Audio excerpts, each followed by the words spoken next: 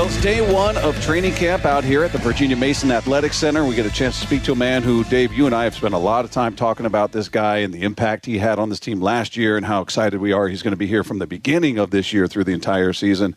Ernest Jones is with us. How are you, man? Doing great. How are y'all? Doing great. What's it? I mean, I think from your perspective, it feels like, okay, this is much better. I get to be here from the very beginning and OTAs and training camp and hit the ground running as opposed to getting thrown into the mix in the middle of the season. Oh, definitely. My heart's a little bit at ease. I kind of can take my time, getting everything that I need to get done. But, yeah, I'm excited. I'm excited about this year. Actually being here during the training camp, learning with these guys, I think is going to be real helpful for us. Yeah, I think we talked to you at the end of the year, and you went through a lot, right? I mean, you get traded to Tennessee, and then just kind of take us through how you adjusted quickly, man. Right. I mean, that was a difficult transition, not just for you, but like for your family as well, right? No, 100%. When you go through situations like that, everybody who, loves you and cares for you, they're truly impacted. But for me, I would say like last year, I never got a chance to really think about what was what was happening to me. I always had to just respond, no matter what the situation was. I just had to go respond. I had to go play football. I had to go, feed my family. So it was big being able to, sign back here, get with a coaching staff, a group of players that truly love you and love what you bring to a team, and that they want you back. And it was, once we got to where we needed to be, it was great. I was ready to get it done. Things changed in a big way after you got here, and Dave and I have been like, okay, we can't give him all the credit. Right. Please don't. I tried to. Please don't. My fellow linebacker here. Oh, okay. I love it. The change in defense did coincide with your arrival, I'm just saying. But what do you think you brought? I mean, it seems like you were huge for Tyrice Knight. Mm-hmm. I don't know what was missing prior to you being here, but it just seemed like everybody got better. From your perspective, what do you think you brought to the table last year? I think there's some things that, a lot of guys, and I've been around them, certain guys you fall in line with the way they work. And I think I came in and I just worked. I put my head down. I worked. I was trying to learn as fast as I could. And I think those guys trusted me. They knew that I had a few years under my belt. But if I can't do many things, one thing that I can do is you're not running the ball on me. So coming in, if that's what we needed help with, I knew that was going to be fixed just because I know how to read a run, and know how to read off blocks. But I think it was a big thing that those guys trusted me. They believed in, the conviction that I was saying. Even though I was there for a couple of days, I was speaking up, telling them, hey, like, we got to fix certain things. And I think they just trusted me, and we just rolled. How different is it this year coming back? And, I know that like Mike Macdonald's going to be more settled and, and big changes on offense, but this is your second year. And I was looking at the stats at the end of the year. You guys were like number one and number two if you'd have taken those. But as far as coming back this year and, guys like Byron Murphy, I mean, Does it feel like it's really coming together on defense? I definitely think so. It's early. I could definitely tell when we got towards the end of OTAs, even though I wasn't a part of it, I seen that team grow. It's a hard task for you to pick up where you left off, especially where we left off being the number one, one of the top defenses in the league. Yeah. But I think what's different about this group is that's the challenge. Like, that's the challenge for us. We know that we have the pieces in there. If we go out and perform to our ability, we know we can be the best defense in the league. And I think that's what we're going out here to try to work on each and every day. I saw you made a statement, I don't know if it was on social media or something, about getting something done with your knee, that you weren't 100% last year, and that was you had that impact. I mean, how much were you impacted by whatever was happening with your knee? It was every day. For the past 2 years, I've been dealing with that torn meniscus in that knee, never really got it cleaned out. So I think for me, it was just the day-to-day grind, knowing that I had to go out there. I got teammates that depend on me, got a family depend on me. And mentally, when you think like that, you can overcome anything. So, I think the knee was definitely bothering me, hindering me. There was, some games where I couldn't play my best. But, now I'm excited about what Ernest Jones looks like with feeling good.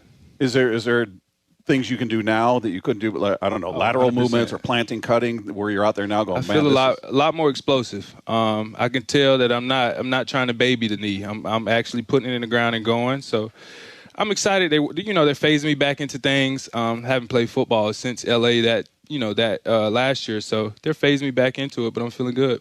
I can't believe that you were out there doing what you did last year, not being with the knee. I mean, when I tell y'all, I was hurting. It didn't show up. didn't show up at all. I was hurting. What about looking at some of the young guys out there, some of the rookies that came in, even Worry? Have you noticed anything about those guys? And did they look like rookies, or do they look like they're starting to settle in a little? It's crazy you say that. I think like every year I've had rookies come in. This is year 5 for me. Yeah. I've never noticed a rookie lull. Like, I feel like I always joke around. Like, I feel like my class was the worst rookie class known to man. Like, just the way these guys come in and how they're prepared, it's different. Like, we still had childish ways. These guys come in here mature. They understand the big parts of what's going on in the league and understand what do you need. So, like, Nick, you mentioned, Nick, understood what his role could be if he came in and attacked it. So I think these guys are taking advantage of their opportunities, and they're a way better rookie class than my class. I'll tell you that. Is there something you know now that you wish you knew as a rookie? Like, oh, man, if I'd only known this or done this as a rookie. I would say during training camp, every day is a new day. Don't try to count the days, because if you start looking ahead and seeing, when's the next break, you'll be sitting there and you're not there yet. So every day counts. Make every day count. And I think in the 5th year, that's what I'm trying to, make sure, I hone in on myself, that every rep counts. No matter if you made this tackle, did you make the tackle in the most efficient way? And that's what I'm kind of living by right now. Yeah, as Bob mentioned, I thought Tyrice Knight was just a different player once you came in here, and you maybe don't want to take all the credit for that, but I mean, yeah, and seeing guys, and for me, it was always the second year jump is where you really start to understand things. What do you see out of Tyrice, and tell us a little bit about ways that you brought him along last year? I'd say from last year, I think it was just I always strive myself on every day I'm gonna be consistent. I think we just consistently came in, we consistently worked, watched film together. We started building a relationship off the field. Got into games, we were moving alike, thinking alike. Like after plays, hey, you seen that? Yeah. Did you feel the way that O-line tried to block this thing that time? So we've definitely started building that relationship. And like I said, like a guy like that, the ability and talent's there. You got to work at it, and that's what he's doing right now.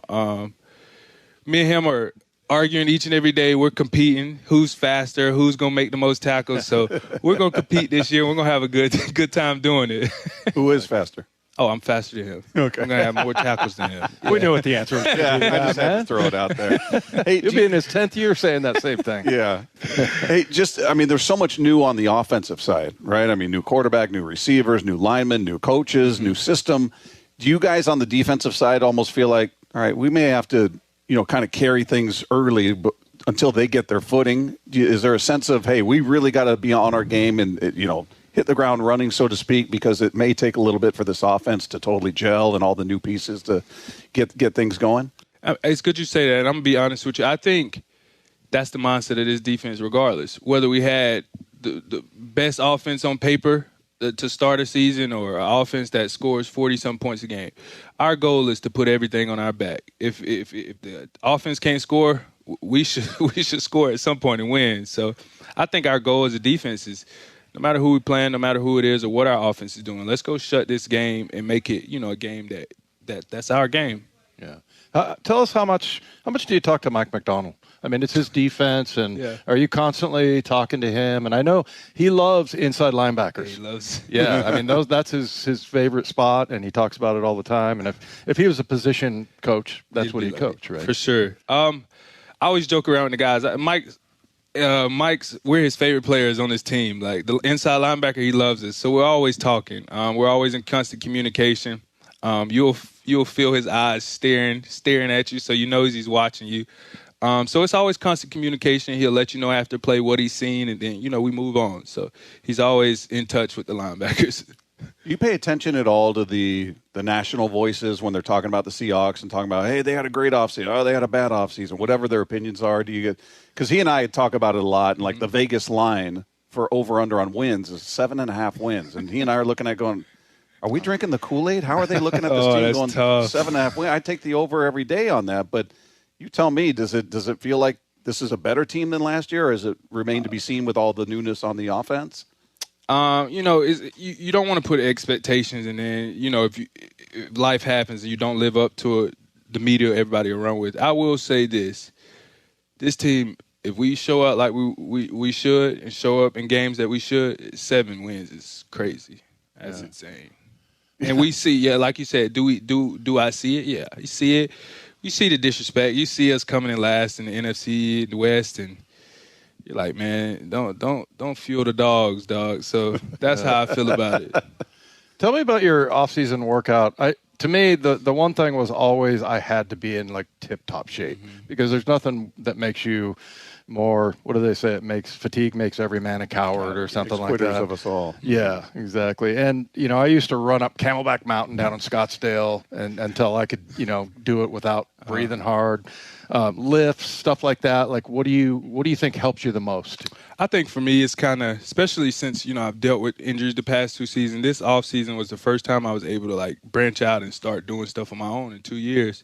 So I think for me, I focused on just movement specific drills. I think that helps me. Of course, you always have to stay in tip top shape, but when you're working out in 95-degree weather and the humidity has it 102 in South Georgia, the conditioning is in that work. So, wow. So that's what I've been doing. Been back in South Georgia, getting it in, getting my body ready to go out here and you dominate a season. Were you surprised at all by how quickly you were embraced by the fans out here and how they recognize you? We were talking before we started. I saw you at the UFC card out here in Seattle. And you were signing autographs and taking pictures in the arena. All these fight fans are there, and they recognized you and all that. That was quick. I mean, you weren't here long. Did it surprise you at all? It still surprises me. Like, I'm the type of guy, I don't see myself as a celebrity. I see myself as a regular guy. So anywhere I've been or any team I played on, I go in the grocery store and don't care how I look. I just go out there. And now I'm noticing I got to fix that. People are wanting pictures. People are wanting, like, they know who you are now, so I can't walk out there and with one sock on. Like, I got to be kind of presentable. So it did shock me, though. And that just goes to show the fan base here is real. They love the football, and they're in tune with whoever is on their team.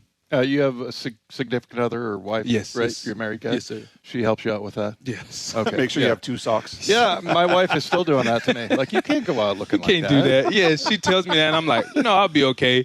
And then somebody takes a picture. Yeah, now I'm it's on crazy. social media. Yeah. There he is with one sock. Yeah. I love it. And then post-career, we're already talking about your UFC career, right? Yes. Post-career. I wouldn't call it a career. Maybe just a little exhibition fight. So anybody out there want to throw some hands, we could do it. Yeah.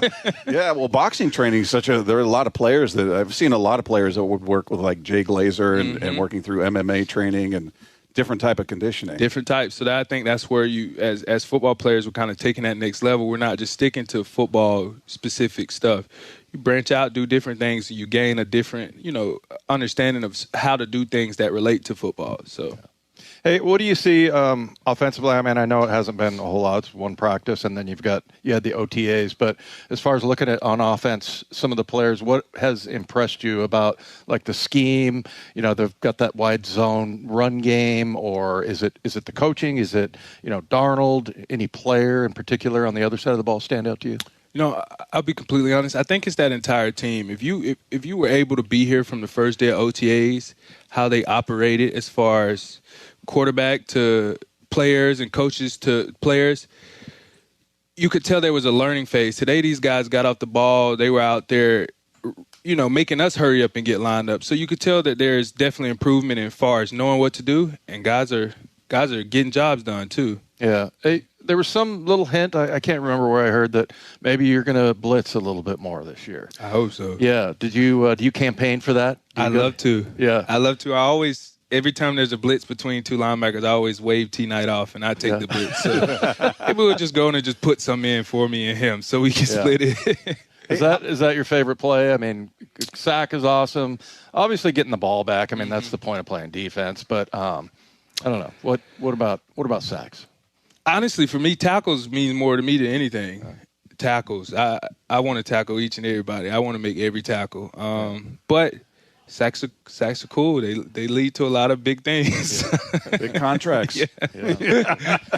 Hey, how long until you know what kind of team you have? I mean, is it 4 games into a season where you go, okay, I know who we are, and this is what we do well and what we don't do well? I think 4 games. You in the NFL, you like to work into. There's 18 games. You want to break that up. You think of 4 quarters. The first 4 games, that's like your first quarter.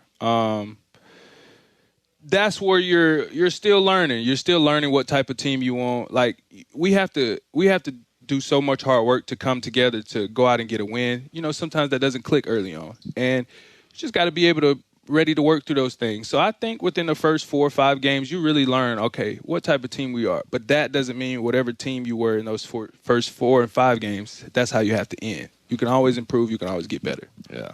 So other than, I mean, you got family that takes up lots of time. Mm-hmm. And, you know, I always thought in the NFL, like baseball players, I mean, they're gone for like a week. And, you know, it's not that bad. As far as the travel, it's pretty immediate and everything. But as far as your family, what do you like to do? What do you like to do with your downtime?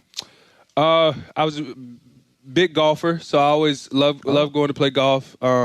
Not good at it, but I like to go. And UFC and just hanging out with the family. Like I find joy in being around my son. He's 1 year old.